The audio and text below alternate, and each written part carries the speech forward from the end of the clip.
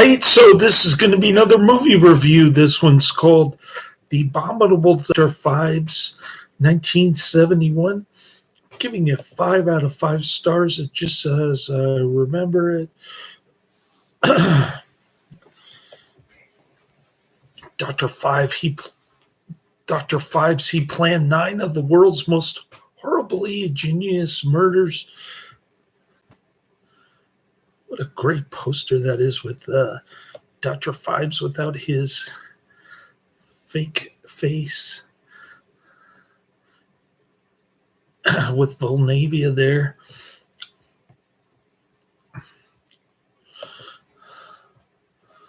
I want that movie poster.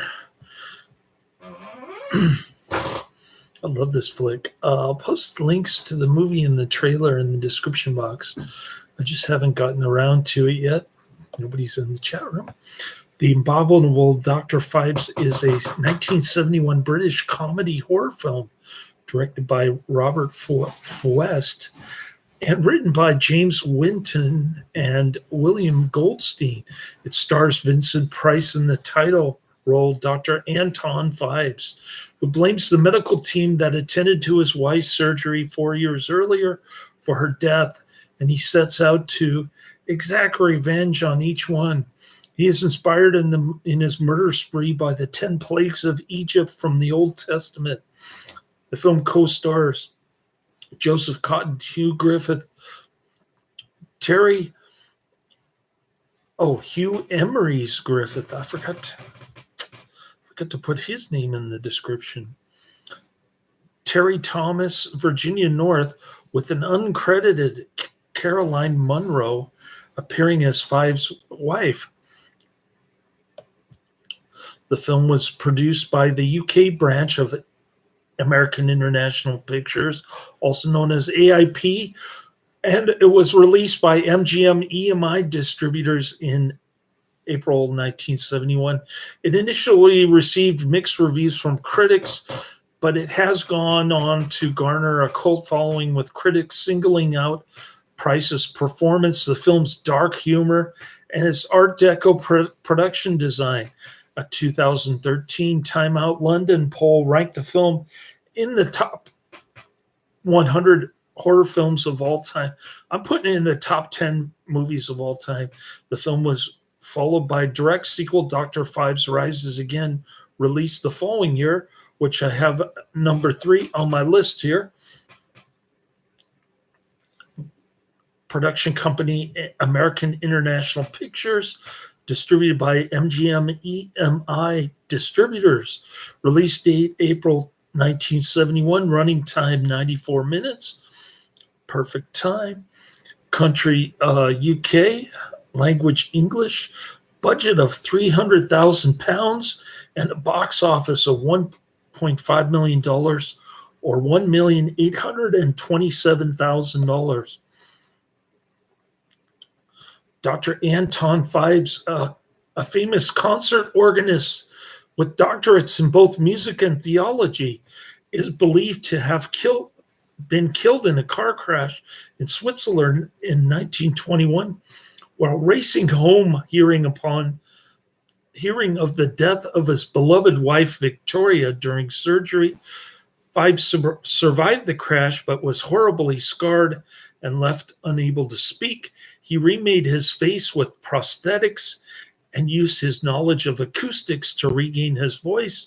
Resurfacing secretly in London in 1925, Phibes believes his wife was a victim of her doctor's incompetence, medical malpractice.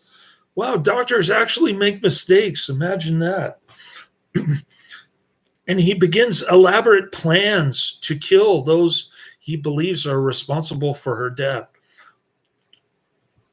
So he doesn't want to sick greedy lawyers on these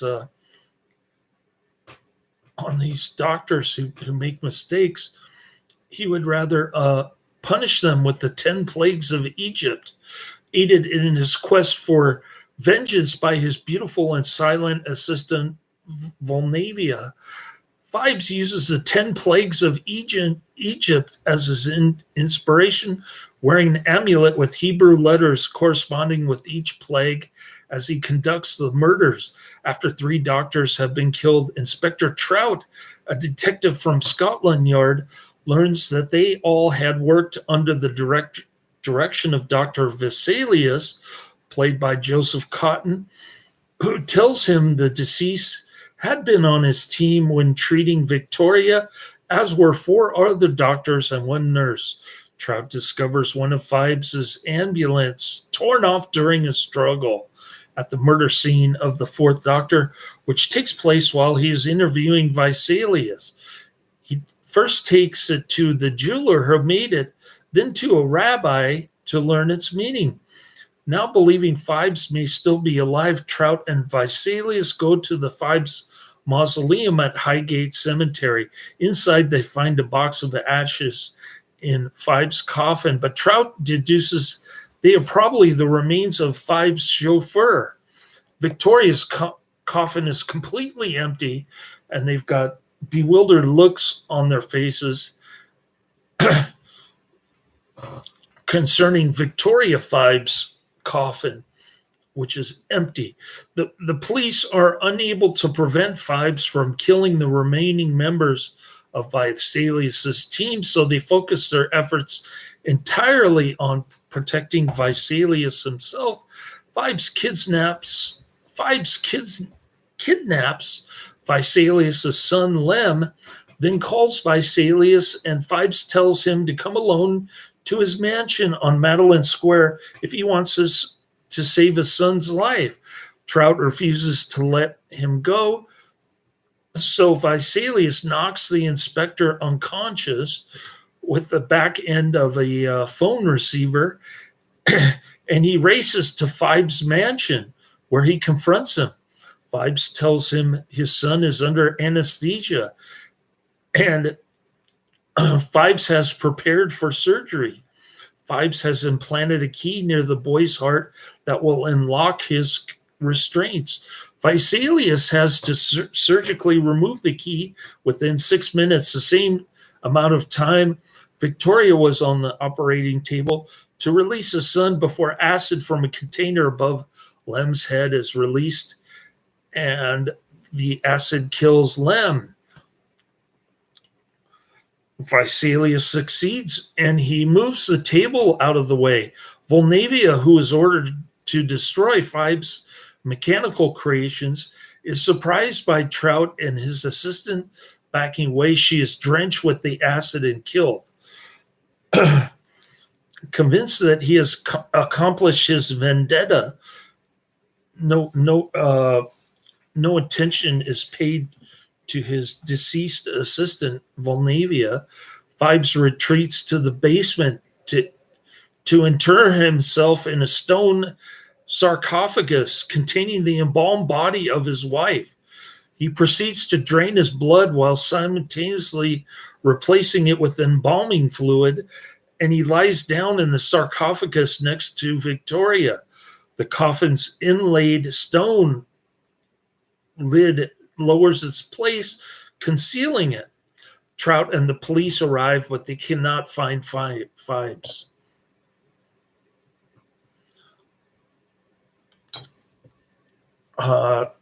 Pretty cool ending, I guess. Pretty decent. The film began as a script by writers James Whitten and William Goldstein. American International Pictures, AIP, purchased the script, seeing it as a good vehicle for their biggest star, Vincent Price.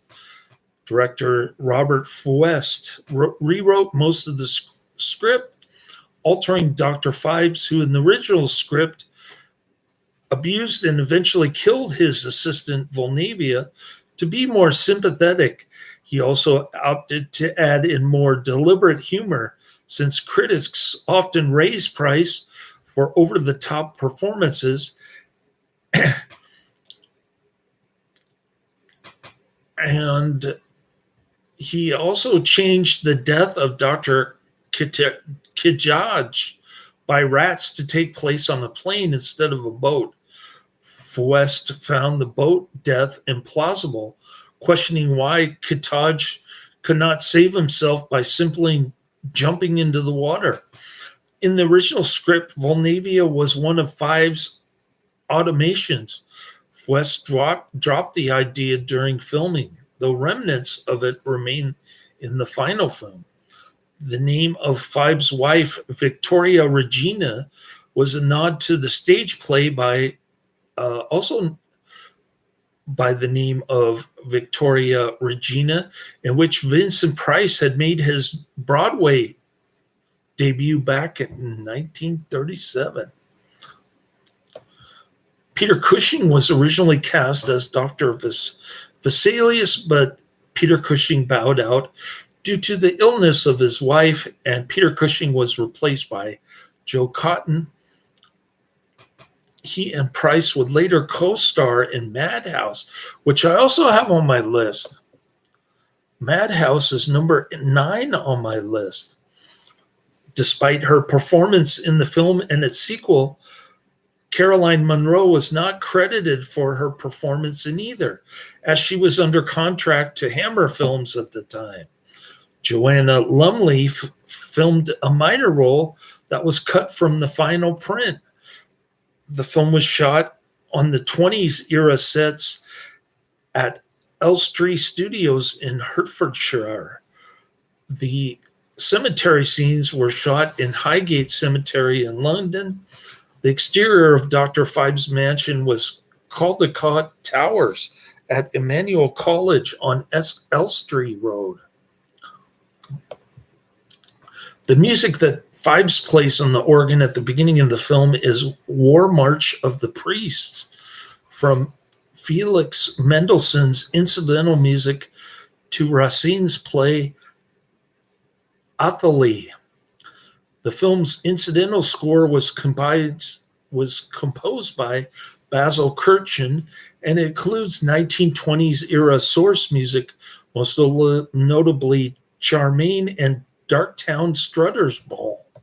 One of the several music-related errors or anachronisms from the film's storyline is a song overlaid as a recorded performance by one of the ostensibly mechanized musicians of Dr. Phibes' Clockwork Wizards. The pianist in this simulated animatronic band sings "One for My Baby" and "One More for the Road." Although the film's plot is set in England in the 1920s, this particular song did not exist until 1943, when Harold Arlen and Johnny Mercer wrote it as part of their film score for The Sky's the Limit. Fred Astaire sang the jazz standard for the first time in that musical comedy. Likewise, the melody of the song "You Stepped Out of a Dream," written by Nacio Herb Brown music and Gus Kahn lyrics, and first published in 1940, accompanies a scene depicting Dr. Phibes and Volnavia dancing together in the ballroom of his mansion. Other musical anachronisms are Volnavia's playing "Close Your Eyes" 1933 on the violin, or her placing in the car a music box that plays Elmer's tune from 1941. A soundtrack LP was released concurrently with the film's appearance, which contained few selections from the score, but rather was composed mostly of character vocalizations by Paul Frees. A proper soundtrack was released on CD in 2004 by Perseverance Records. The Monthly Bulletin wrote, "This is Robert Fuest's second AIP feature, and his flat, unimaginative visual style dominates every frame. It is the same patchwork mixture of clumsy compositions and endless close-ups, which jarred in Wuthering Heights, where it made General Bronte locations look like a cut-price studio. Here it transforms some obviously expensive Art Deco sets into a messy accumulation of props, and it obliterates all sense of period without adding anything itself. The basically conventional script is not much more inspired, contriving to be a coy tongue-in-cheek without ever being witty, so that one positively longs for the days when horror and AIP took itself seriously. This crassness in dialogue and direction is all the more irritating in that aspects of Dr. Phibes suggest that it might have been a reasonably intriguing film. Much of the 30s gadgetry and apparatus is attractively designed, and the pairing of Vincent Price with Joseph Cotten could, in the right circumstances, have mounted to a stroke of genius. Here, both are effectively emasculated by the roles, with Cotten given little to do and Price in a virtually non-speaking part. For the purposes of the plot, he has to be seen to speak through an electronic socket in his neck. Phibes' 10 elaborate curses give rise to a few macabre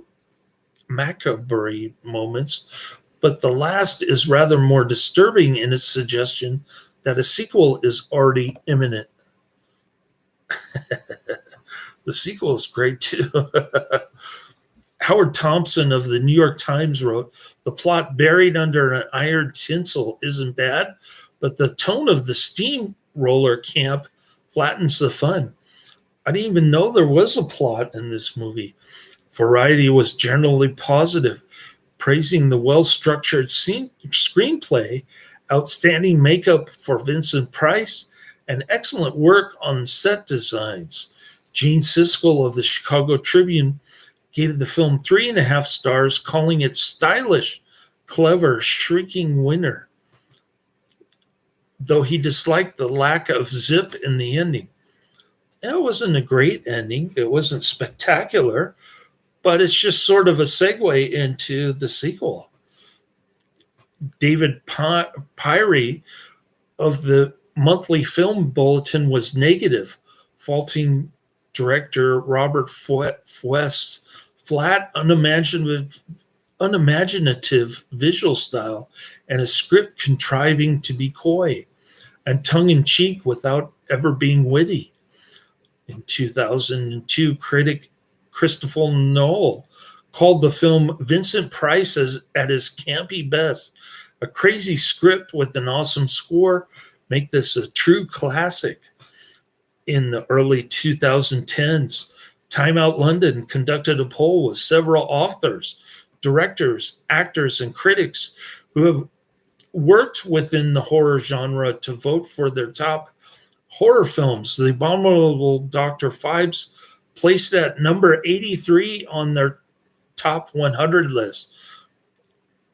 It should be 1 or 2. On the review aggregator website, Rotten Tomatoes, the film holds an approval rating of 88%. Now that is impressive.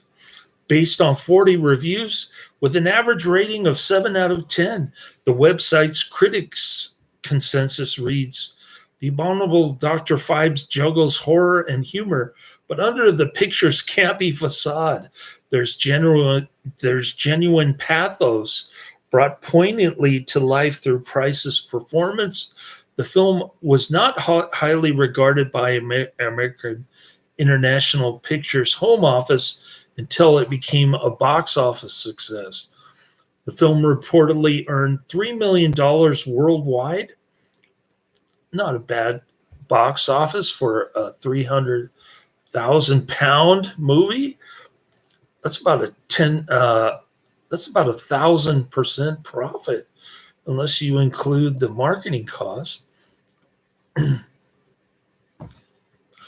MGM Home Entertainment released The Abominable Dr. Phibes on Region 1 DVD in 2001, followed by a tandem release with Dr. Phibes Rises Again in 2005. The film made its Blu-ray debut as part of Scream Factory's Vincent Price box set on October 22nd, 2013. A limited edition 2-disc set The complete Dr. Phibes was released in Region B Blu-ray on June 16, 2014 by Arrow Films.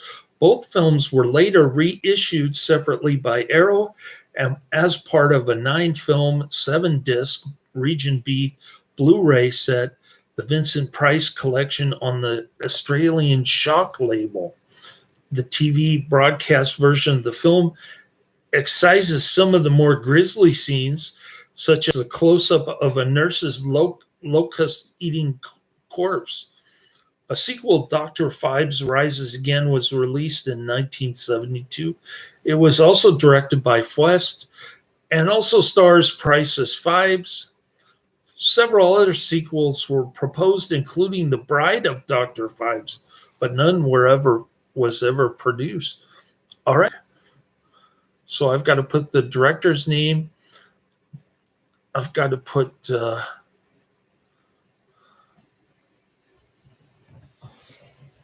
Carolyn Munro's name and also Hugh Emrys Griffith. And I've got to put the links to the free movie and the trailer in the description. I've got my work to do here. Still nobody in the chat room. All right, I got through Wikipedia. Now let's go to IMDb. The Abominable Dr. Phibes, 1971, rated PG-13, 1 hour 34 minutes. Gets a 7 out of 10, a whopping 7 out of 10 on IMDb. 17,000 reviews.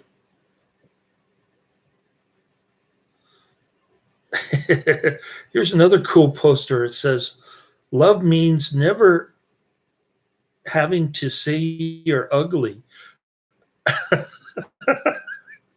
Doctor, scientist, organist, and biblical scholar Anton Phibes seeks revenge on the 9 doctors he considers responsible for the death of his wife through medical malpractice.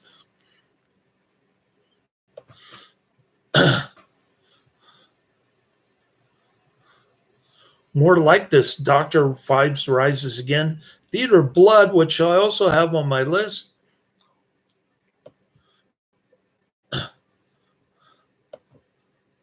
Theater Blood is number 6 on my list. The Pit and the Pendulum and The Mask of the Red Death. I've seen all of these. The Pit and the Pendulum is another great flick. The Mask of the Red Death, I didn't think was all that great of a film. It was kind of sloppy film. Joseph Cotten would grumble on the film set that he had to remember and deliver lines while Vincent Price's were all to be post-dubbed. Price responded, "Yes, but I still know them, Joe." In fact, Price was well known in Hollywood for his ability to memorize all the characters' lines in a given production, not just his own.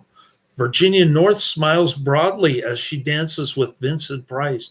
Her face is concealed most of the time, but if you look closely, you can see her face for a moment, and she is clearly trying not to laugh at Price's deliberately campy performance. Quotes from Waverly: "A brass unicorn has been catapulted across a London street, and it impaled an eminent surgeon. Words fail me, gentlemen." The film's cast list is divided into 5 sections: the protagonists, the girl, the victims, the law, and interested parties. The Spanish language version of this film features an almost completely different music soundtrack. The French language version of it also features some subtle differences in the music soundtrack. This was edited into Dr. Phibes Rises Again the following year, 1972. Soundtracks: What Can I Say, Dear, After I Say I'm Sorry? Music by Walter Donaldson, courtesy of the Big 3 Music Company. played by the Clockwork musicians after Dr. Dunwoody death. All right. Here's another similar review comparable to mine. This person gives it a 10 out of 10, which is my rating also. The name of the reviewer on IMDb is Nalty Murray, and the review is January 9th, 2005. Nalty Murray is calling it a masterpiece. Calling this horror does not make it justice. I wouldn't call it a movie either, but film. It is pure art. The sets and art direction are incredible. The whole movie shows the aura of 1920s Art Deco, giving it that classy touch. The script is also very original, and there's even room in it for lots of laughs without sacrificing style or rhythm. Vincent Price is perfect as Phibes.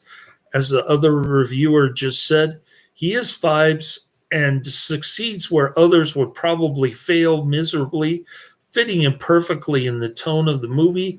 Great direction by Robert Fuest also. He managed to mix the perfect amount of horror, drama, romance, and comedy in a single movie. And that's the Abominable Dr. Phibes. Since I forgot to go down my list in my last review, let's do it now. If I can pull it up.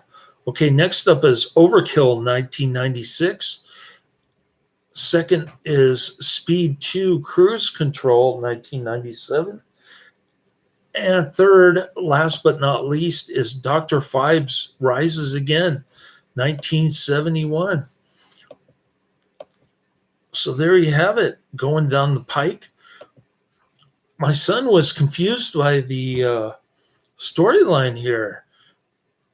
He wanted to know how Dr. Phibes was dead but still alive, which is a legitimate question. I don't know how to answer that. And he didn't know what was going on with the embalming fluid. How is Dr. Phibes able to rise again when he's in the sarcophagus with his wife, and his body is just filled with nothing but embalming fluid? How is he able to survive that in the next film?